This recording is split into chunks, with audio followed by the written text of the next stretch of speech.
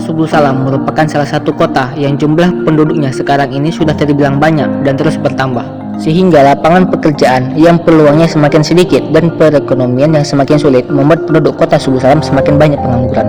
Dengan menggunakan komik sebagai strategi untuk meningkatkan nilai penjualan produk keripik singkong, maka kami berharap agar penelitian ini dapat mengurangi permasalahan pemerintah soal pengangguran dan masalah krisis ekonomi, serta membantu industri keripik singkong guna meningkatkan nilai penjualannya. Saya, Muhammad Alfianda Nasution, dan saya Hilmi, kami dari SMA Negeri Unggul Kota Subul Salam, Provinsi Aceh, meneliti tentang strategi marketing melalui kemasan berbasis komik untuk meningkatkan nilai jual keripik singkong. dan kami siap mengikuti opsi 2019 karena meneliti itu seru.